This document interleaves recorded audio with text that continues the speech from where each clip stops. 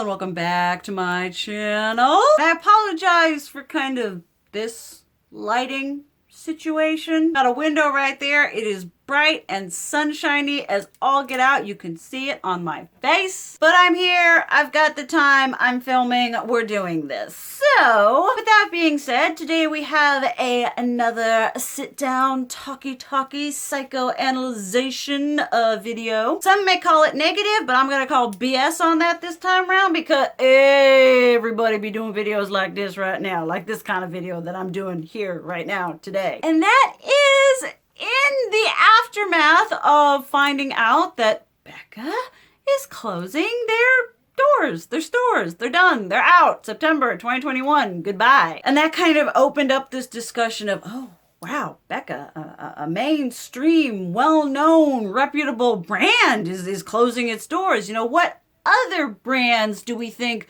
might be next in the afterthroes of 2020, which was a difficult year for a lot of businesses.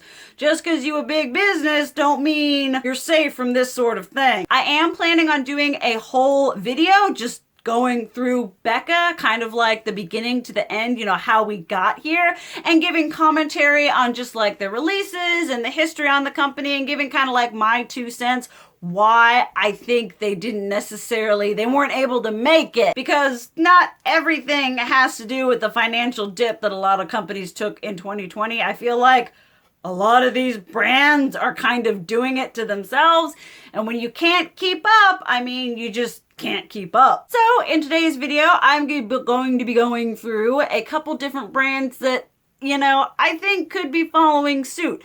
Brands that I think aren't necessarily doing the best in the current market. Because you have to understand that a lot of these companies existed pre-peak saturation, and as a multitude of companies that have been released, you know, the advancement of certain products and everything like that. Because like with Becca was like the highlighter company. And then in today's era, every brand is a highlighter brand. You know, Becca was this thing before highlighter was a thing, and now that it is a thing, there's only so much you could do. There are only so many highlighters that you can release, and Becca didn't really have enough capital in like eyeshadow, in their foundation, in their lip products. You know, they were kind of known for those particular niche things, which I think led them to being unable to withstand the blowback of the financial injury that came from 2020 and people just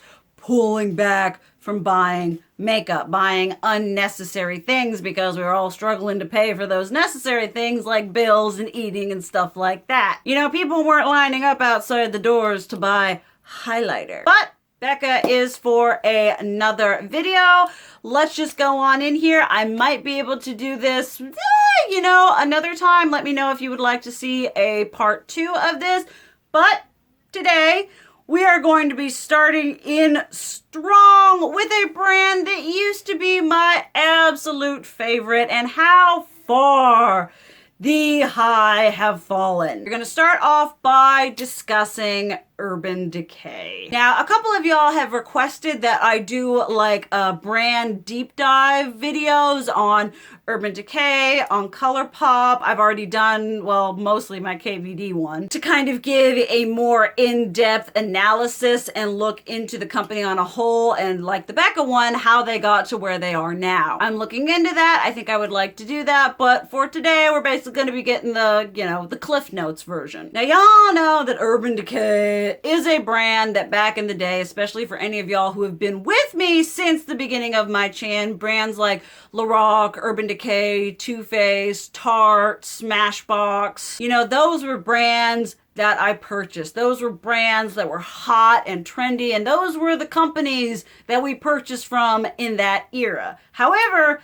that era was quite a few years ago. Long gone are the days of the electric palette. Long gone are the days of single eyeshadows at $18 to $20 a pop being viable. I don't know if y'all have seen it yet, but I filmed an anti-haul on this, and we discussed those new new Urban Decay singles. And I'm like, this is a throwback, but it's not a throwback in a good way. You're overcharging for single eyeshadows when there are plenty of other companies, other brands who are doing the same thing with less waste and with better prices. But the sad thing about Urban Decay, I mean, it's sad about any of these, you know, because, you know, we used to love them. These were the greats. These were the pioneers in innovative makeup. And then for them to become like just what they are now, like literal shells of the companies that they used to be, you know, is it because they haven't been able to kind of grow with the changing climate, or is it because they literally can't compete with the oversaturated market? And in my opinion, I honestly think with the majority of these, it is a mixture of both. There is a mixture between the companies just, you know, suffering from, like I said, 2020 was hard for everybody, suffering from not being purchased from, and suffering from them not being able to stay relevant in the climate, because Urban Decay used to be the brand that really they did the crazy things. Urban Decay defined what neutrals were. The naked palettes, though outdated at one point, were exceptionally legendary. Whereas now it feels like the only thing that they can do are naked palettes. And a naked palette being released amidst all of these other things just isn't cutting it anymore. There is so much available on the market, and not only is there so much available on the market, there are a lot of companies that are doing things that are innovative, that are interesting. And so when you have a brand like Urban Decay that can't quite seem to keep up, that's really lost a lot of its alternative luster, it's super hard to compare against companies, newer brands like Melt Cosmetics. I would say that Melt would be a absolutely perfect example of a company that does Urban Decay better than Urban Decay. You know, y'all have heard me say however many times about all the different indie makeup, all the different indie brands that are coming out with things that are just done better than a lot of the mainstream companies. And Urban Decay does make me really sad, but if you look at kind of like a bit of the evolution of Urban Decay, you can sort of maybe see the writing on the wall, because there have been times where Urban Decay has like done these, I don't want to say floundering, but they've done things where they release that whole lipstick line where they're like, all right, we're releasing 120 shades of lipstick. And then they were like, all right, well, we're going to release 20 shades of lip gloss, and then we're going to release blushes. They've just released a lot of products, these large product collections that then kind of close in on themselves and aren't even available. Their blushes aren't available anymore. I don't think their highlighters are available anymore. A lot of those lipsticks got discontinued. They did liquid lipsticks. That didn't go well either. They did like lip toppers. I mean, Urban Decay, if you think back through the past couple of years, you know, 4 or 5 years, have had a really bad track record of maintaining a consistent flow of consistent quality products in their main line. And not only that, when it comes to the eyeshadows that they bring to the game, there once again is a level of boring consistency. You know, it's one thing to be consistent in your theme, being consistent in your quality, but then there's a consistency that becomes redundant and tiring. And that's when you're taking a theme like the naked palette and are beating it to death. You're taking this theme that back in, you know, the early to mid 2000s, yeah, that was fantastic. And now in order to keep up with the newer times, you're making naked palettes that have purple in them. You're making naked palettes that are Midwestern themes that are a mishmash of one naked palette mixed with some kind of cool colors, rather than just dropping the naked theme and making a cool palette that is enigma in and of itself, rather than being a part of a whole theme that hasn't been doing the best for them. I mean, I'm trying hard to remember when Urban Decay released something that really got me excited. I remember they did the Backtalk palette, they did the Distortion palette, they did those contour whatevers. You know, there's just a flurry of varying products that just sort of came and went. They didn't leave a significant impact on the community. They didn't leave a significant impact in terms of formulation, in terms of color story, in terms of being something that really stood out from among all the other things that were being released. And that was even pre-saturation as well. Because some of these products, you know, they were released in a time before we had so much. It's just been slowly, well, not slowly. As the years pass, we just keep releasing more and more and more and more. And some of these Urban Decay products happened before we've reached that insane level, you know, pre-ColourPop sort of days. And so it's really sad, but Urban Decay, for all of its whatever, I feel like it's kind of a fading star of like Sephora and Ulta. They're sold at both, but it's definitely a fading star of the beauty community. Like I said, we've got these other companies that just do what they used to do so much better, and especially better than they're doing it now. You know, Melt Cosmetics, Black Moon Cosmetics. These companies that just take that aesthetic that Urban Decay used to have and are able to take it and use it and work it with the modern day market and the modern needs and desires of the current makeup industry. Obviously, I have no idea. I have no spreadsheets. I have no information. I don't know what companies are going and where, but they are most definitely not a company that I am purchasing anything from. I know a lot of y'all don't purchase from anymore, and they just don't have, I feel, enough products in them that have a significant amount of staying power. I would say that if you were to put Too Faced up against Urban Decay, I would see them leaving and going under way sooner than Too Faced, because Too Faced, for all of its, you know, release this, release that, and all these random whatever releases, they have enough capital in their main collection of, you know, they've got blushes, they've got foundations, they've got, you know, they've got enough products that are so highly rated and so such an integral part of products that people love, use, and recommend, compared to Urban Decay that's just kind of like, here's a little something over here, a little something over here. You know, they've lost themselves, in my opinion. Then another company I feel like I would be negligent to talk about is Benefit. Benefit is a company that even when I was like peak purchase everything, they never really released anything that interested me. They were never very cutting edge. They just sort of did what they knew how to do, and that's creating things around the professional, which they did recently. You know, Benefit's sort of just been sitting here, okay, all right, we'll release a holiday cheek palette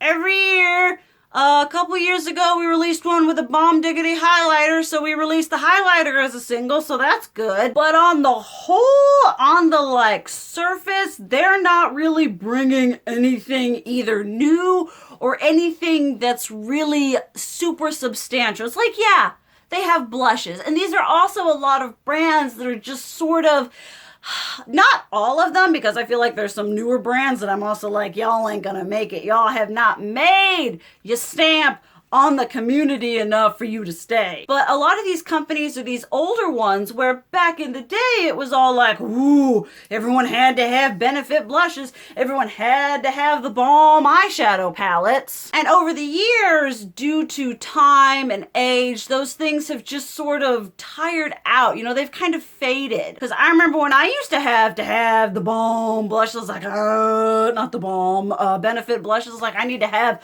Coralista, I need to have Dandelion, I need to have all that shit, because that's what people loved. That's what people talked about. Whereas now, Benefit comes out with another blush. We're like, okay, all right, it's another blush. Good job, Benefit. Here is your participation trophy. They're not exactly winning any prizes for, you know, amazing formula, about anything that's new, you know, like, kind of like with Urban Decay, they're just kind of doing the same thing over again. It's like insanity. You keep doing the same thing over and over again, hoping for different results, but it's just not working out well for these companies, because in such a like intense market, you have got to stay on top of these things, and you've got to be able to compete with your other competitors. You know, it's not enough to just be the brand that does blushes, you know, or in Becca's case, being the brand that does highlighters when there are so many other companies that are making, you know, new blush formulas, new highlighter formulas, you know, and also especially when you are a company that's not bringing, you know, a huge amount to the game or to the table and you're charging those high-end prices. You need to be able to bring the quality, to bring the products that are really going to stand out. It's not enough to just be like, oh look, here's a professional setting spray. You know, I understand that I talk a lot about like you know, how much saturation there is and how much stuff is being released. So I don't advocate for releasing as much as ColourPop, but you also have to release enough to, you know, to be able to maintain relevance. Like, when was the last time you saw Trend Mood post about the balm? When was the last time you saw Trend Mood post about Smashbox? And when was the last time did you see her post about them that was something beyond, oh, we're releasing, you know, a couple lipsticks, or, oh, we're releasing, like, I feel like the most we hear about Benefit anymore is around the holidays. And that's because they released those cheap palettes and because Benefit is one of the biggest offenders when it comes to, here are all of these cult favorite products that we have that we're going to shrink down into a mini size. We're going to give you advent calendars. We're going to give you gift sets. We're going to give you ornaments. We're going to give you all these different little mishmash conglomerations of all these little mini size of these tried and true products that we have that we're desperately clinging to in order to maintain any amount of relevance we have in this disgustingly oversaturated environment. It's just, at some point, you're gonna start drowning. Now, obviously, I don't have a degree in marketing. I don't have any kind of like super knowledge about this. This is just my personal observations. But looking at it, you know, you go and you see, kind of like when I've been to Sephora or when I've been to Ulta, and you're kind of walking around and you see their counter and you're just like, it's like an old shrine. You know, nothing new is happening, nothing interesting. It's just, once again, those tried and true and those products that you don't even really hear about anymore, because I remember everyone used to have all them blushes, all them whatevers, and Benefit also suffers from creating a lot of unnecessary nonsense when they do release products. Their real push-up click-out liner, hated it. Those lipsticks that had like the lip liner and lipstick that you did like this and then you would have to turn upside down in order to do your bottom lip. Benefit is a company that liked creating solutions for problems that didn't really exist. And while you're busy trying to do that, you're not taking the time to actually release products that are going to have any staying power beyond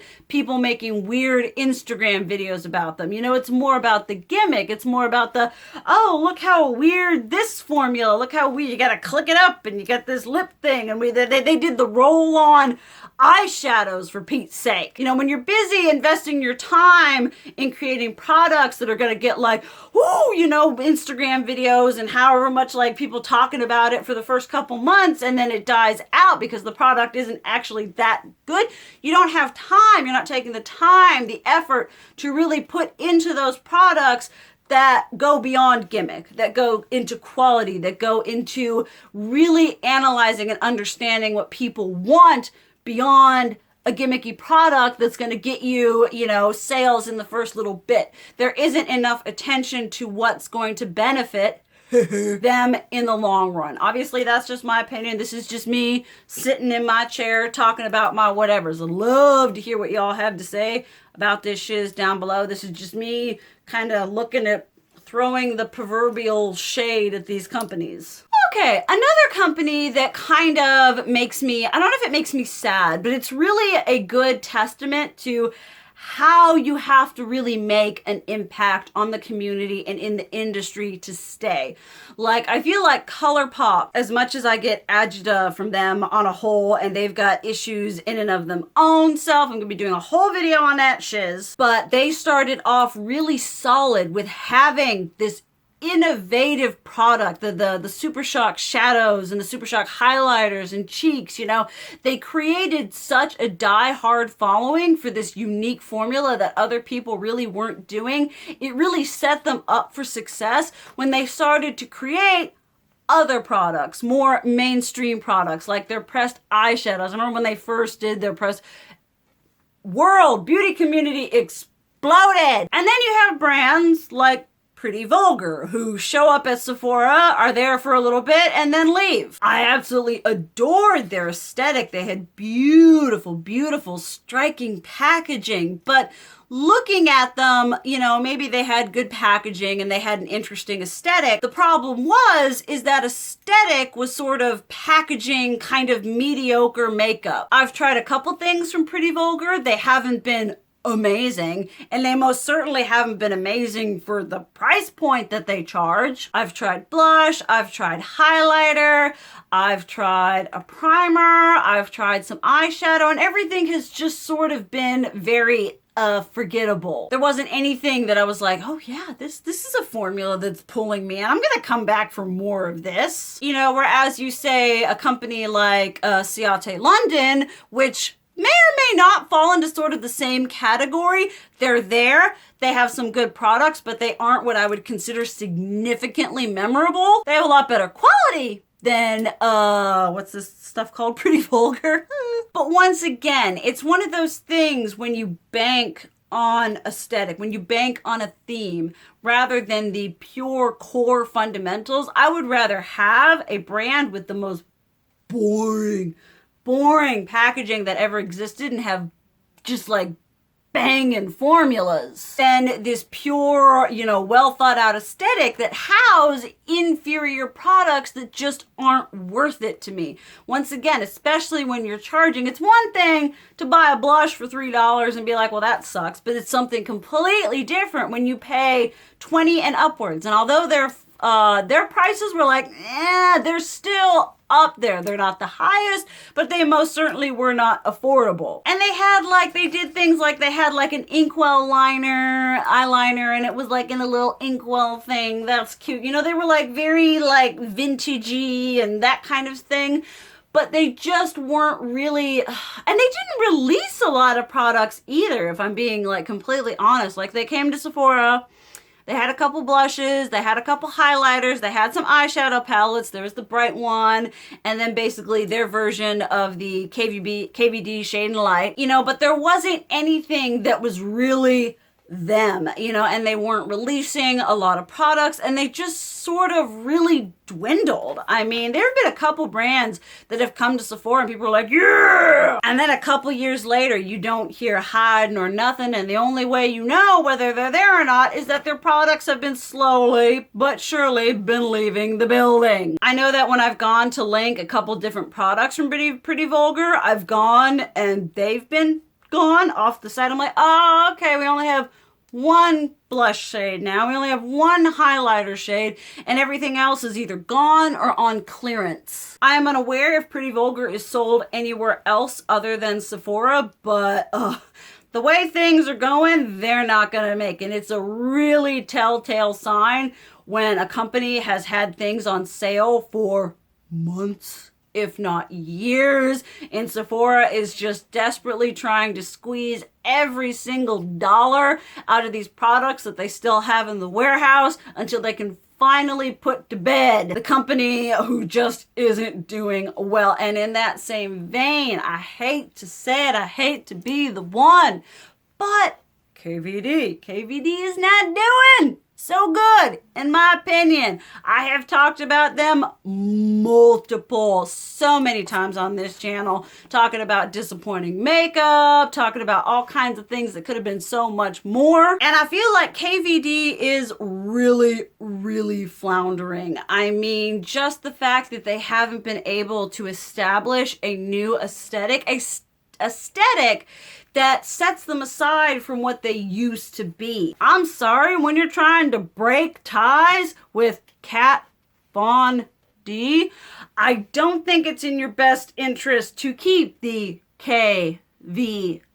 I don't care what nonsense you call yourselves. That an acronym, that right there, what do I think about?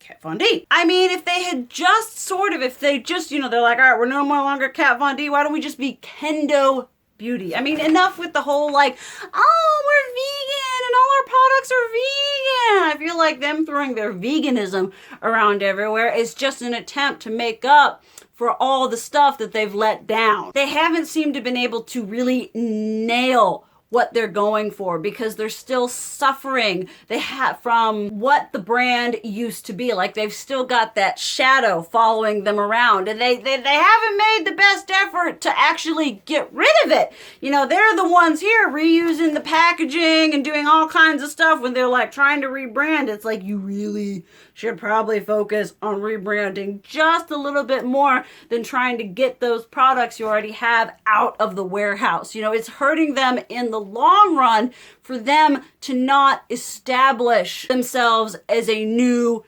different company and entity. There's just still too much interlaced with the original company they used to be. There's still, it's like, what are you going to do? They're still using the Kat Von D quads. It's still got her branding on it. How are they going to move forward pulling themselves away from her aesthetic? And they haven't. They haven't really tried to do any of that. They've still got some of the typography and kind of some of the same aesthetic. And it's like, there's only so far you can go with that when the person who is doing the illustrativeness, the person who is doing all of the design work isn't a part of the company anymore. She gone. She done sold her shares. And it really makes me sad because I was like, okay, all right, Kat Von D has left, but I love this brand, their aesthetic and their whatever, liquid lipsticks, all that jazz. And then to see them just like sadly like, I'm over here in the shallow section. They're out there treading water with jaws coming up behind. And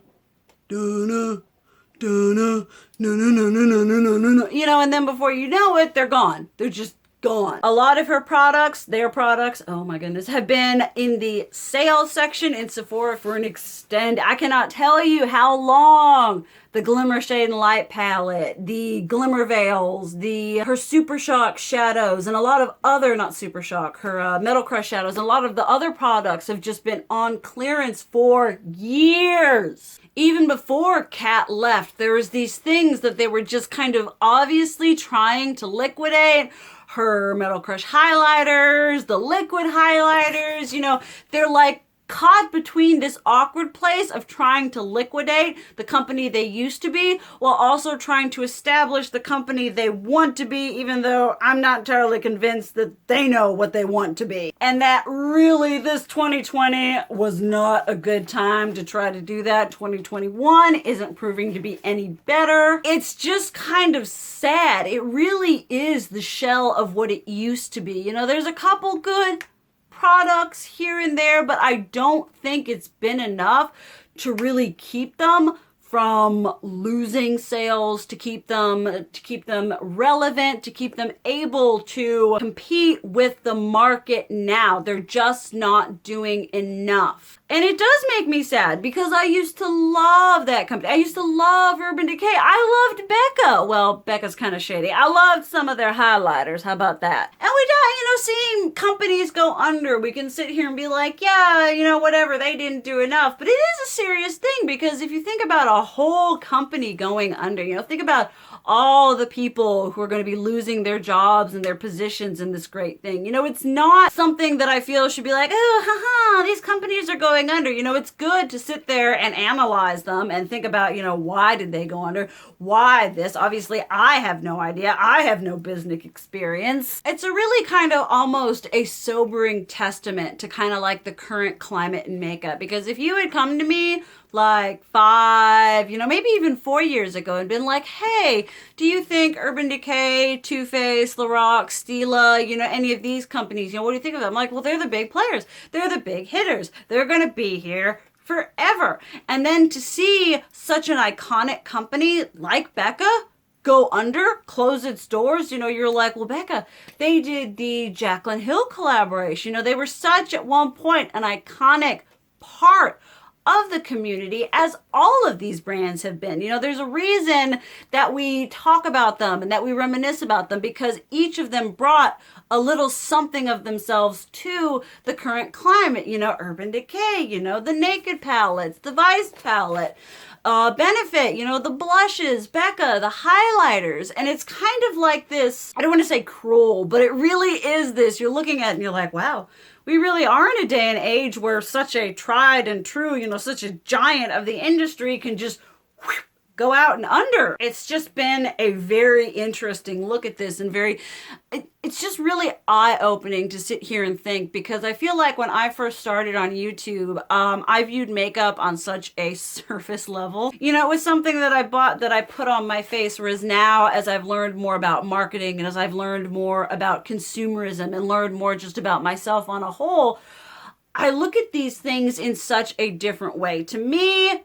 well, in anything that I get into, but with makeup and the amount of time and passion, effort I've put into it, it's gone beyond so much more than, here are the little pretty pigments that I put on my face to make me look like this. You know, because I think about the companies, I think about the history, I think about the current climate and how it all kind of goes in together and creates this really weird, you know, world in and of itself. I'm really happy that I've come to do that and to be able to have that. And so I really like having these discussions and looking into these things and kind of maybe drawing correlations and seeing themes within the industry over the years. Because if there's one thing that we absolutely cannot stop, it is growth and development, either in a good or a bad way.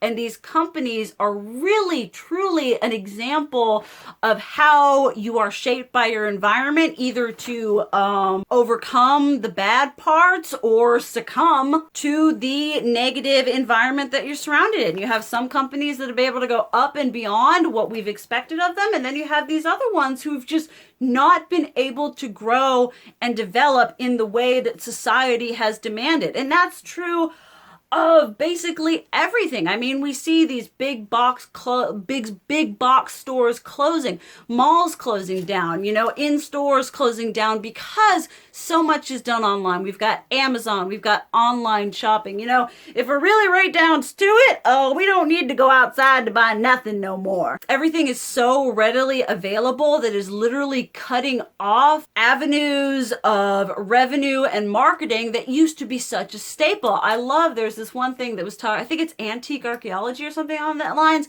talking about malls and stuff like that and how they started out and where they are now, because shopping malls have only existed since 70s, 80s. And now in 2021, they become sort of this ancient, obsolete dinosaur of retail therapy. You know, because people aren't going out anymore. You know, you're like, all right, I could either get in my car, spend money on gas and go to the mall and buy something, or I can literally sit here and buy it with a click of a button, have it shipped to me. I feel like that is also very much kind of in the same way that makeup is developing, where there are all these things that used to be tried and true revenues and stuff like that, avenues, where now there's just so many different things, so many like, ooh, exciting this, exciting that, and this thing, that not everyone is able to keep up with the demand of new and interesting. I'm sorry, that kind of went off into like I don't even know if I'm gonna post this video. Like I say in a lot of my videos that are more talky, I don't know how well it's turned out until I edit it. You know, and then I'm like, oh, that didn't flow. Editing can be a very interesting time. But I just find it so interesting. Maybe it's because I have a weird mind and I think about weird things, but to be able to take my love of like history and my passion of like dissection and psychoanalyzation, you know, and to be able to apply that to something as face value as makeup is very interesting and very intriguing to me. And I feel like it's an avenue of the beauty community that should be explored more, because yes, there are parts of me and there are times of me that's going to be all like, look, makeup, eyeshadow. It's so pretty. That's all it is. And then there are going to be other times where we're going to be like, well, modern day marketing in the beauty community is what's going to destroy the planet. You know, it goes both ways. You can have something that is really good while also being able to analyze its structure and its flaws. I really hope some of that made sense. If I see you and you've made it this far, thank you. Get a gold star. Leave a gold star down below. Would love to hear what y'all have to say about the companies I talked about. I would love to hear companies that you think just aren't really cutting it in today's modern marketing. Because let's face it, things have gotten pretty cutthroat, and there's a really high standard in order to maintain your relevance to be able to be a viable company within this whole area of consumption. But with that being said, thank you guys so much for watching. I love you, and as always, keep it real. Mwah!